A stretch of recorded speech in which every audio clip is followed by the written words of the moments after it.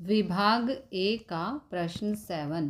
एक समय अंतराल के दौरान जीवन निर्वाह लागत का सूचकांक 280 से बढ़कर 340 हुआ और वेतन रुपये 13,500 से बढ़कर 14,750 हुआ हो तो कामदार को वास्तव में कितना लाभ या हानि हुई वह ज्ञात कीजिए। ओके, तो यहाँ पर 280 सूचकांक बराबर 13,500 रुपये वेतन, तो 340 सूचकांक इज इक्वल टू वेतन कितना। यहाँ पर सूत्र लगेगा P1/P0 गुणा गत वर्ष का वेतन। ओके, तो P1 है 340, P0 है 280 और गत वर्ष का वेतन है 13,500, ये रहा। ओके, इसको सिंप्लीफाई करेंगे तो ये आंसर आएगा।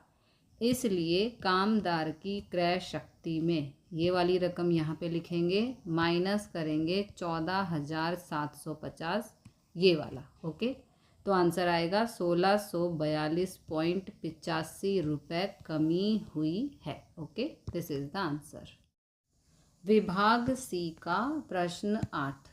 वर्ष 2010 से 2013 तक का जीवन निर्वाह लागत सूचकांक और औसत मासिक वेतन निम्नानुसार दिया है, उस पर से वास्तविक वेतन ज्ञात करो। ओके, तो ये इन्फॉर्मेशन है, हमें वास्तविक वेतन ज्ञात करना है।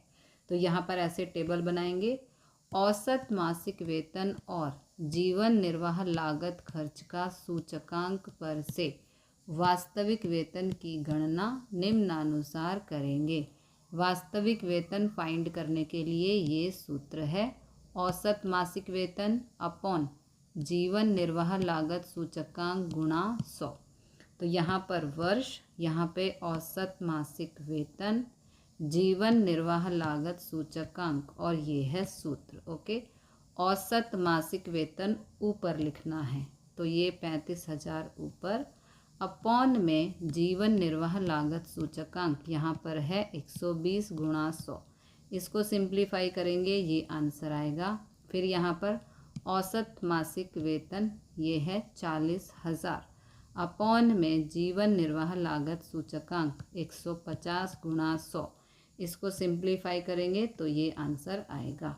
इसी तरह से आपको अगली वैल्यूज़ भी फाइंड करनी है। ओके, विभाग सी का प्रश्न 9।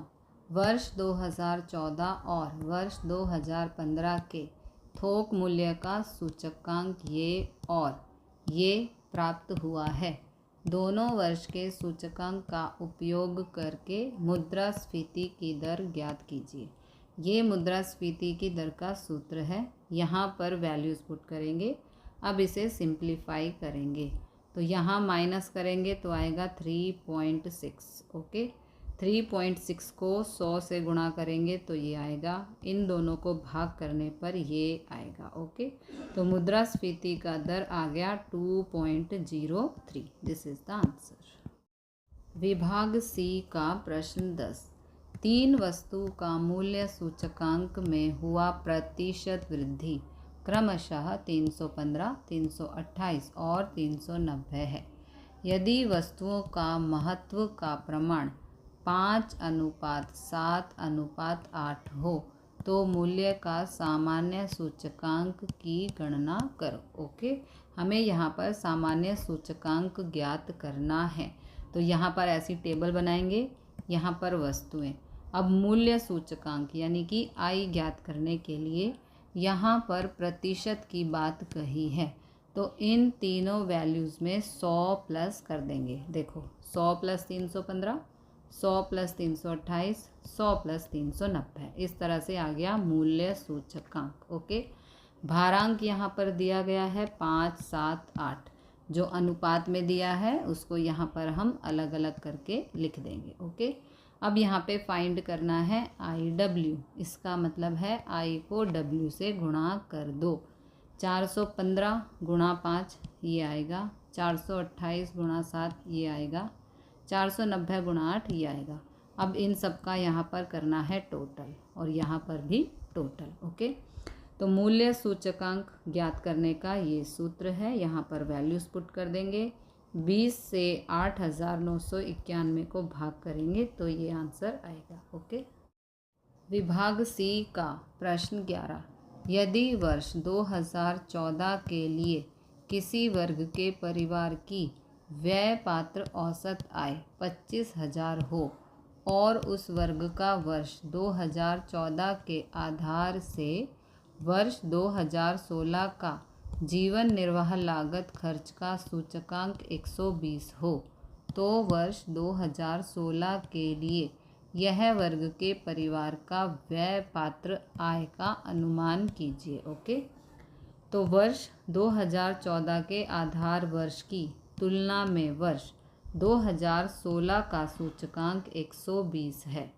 चालू वर्ष में औसत व्यय पात्र मासिक आय में वृद्धि 20% कहलाएगी, क्योंकि देखो सूचकांक 120 है, प्रतिशत हम 100 से काउंट करते हैं, लेकिन यहाँ पर 120 है, इसका मतलब 20% की वृद्धि हुई है। ओके। तो औसत व्यय पात्र मासिक आय निकालने के लिए सूत्र है P0 प्लस P0 प्लस प्रतिशत। ओके। तो P0 है 25,000, P0 है 25,000 गुणा में यहाँ पर 20% की वृद्धि हुई है, तो 20/100 लिखेंगे। ओके। अब इसे सिंप्लीफाई कर लेंगे। इसको सॉल्व करने पर आएगा 5,000, 25,000 प्लस 5,000 ये हो गया 30,000। वर्ष 2016 में परिवार की औसत खर्च पात्र आय 30,000 रुपये होनी चाहिए। विभाग सी का प्रश्न 12, एक मजदूर की वर्ष 2015 में मासिक औसत आय रुपये 16,000 थी और वर्ष 2016 में बढ़कर 20,000 हुई। वर्ष 2015 की तुलना में वर्ष 2016 के लिए आय का सूचकांक ज्ञात करो। तो यहाँ P0 है 16,000, P1 है 20,000। सूचकांक ज्ञात करने का सूत्र होता है P1/P0 गुणा में 100। यहाँ पर वैल्यूज़ पुट करके सिंप्लीफाई करेंगे तो आंसर आएगा 125। वर्ष 2016 का सूचकांक 125 होगा। विभाग सी का प्रश्न 13, यदि एक वस्तु का उत्पादन वर्ष 2016 में आधार वर्ष की तुलना में 9/5 गुणा वृद्धि हुई हो, तो वर्ष 2016 के लिए उत्पादन का सूचकांक ज्ञात कीजिए। तो वर्ष 2016 का उत्पादन, यहाँ पर एक वस्तु की बात की है, इसलिए 1 + 9/5 करेंगे। ओके। क्योंकि 9/5 गुणा वृद्धि हुई है, तो 1 + 9/5 ये हो जाएगा 5 एकम 5 + 9 यानी कि 14/5। ओके। तो 2016 के वर्ष का उत्पादन सूचकांक होगा 100 × 14/5। जो ये संख्या है 14/5, इसको 100 से गुणा कर देंगे। ओके। तो इसको सिंप्लीफाई करेंगे तो आंसर आएगा 280। विभाग सी का प्रश्न 14, यदि IL बराबर 221.5 और IF बराबर 222 हो तो IP ज्ञात करो। अब यहाँ पर IL का मतलब है लास्पियर का सूचकांक, IP का मतलब है पाशे का सूचकांक और IF का मतलब है फिशर का सूचकांक। हमें IP यानी कि पाशे का सूचकांक ज्ञात करना है। ओके। तो फिशर के सूचकांक का ये सूत्र होता है, यहाँ पर हम वैल्यूज़ पुट कर देंगे। IF हमें 222 दिया है, IL ये दिया है, IP हमें ज्ञात करना है। ओके। अब जो ये रूट है इस तरफ जाके स्क्वायर बन जाएगा।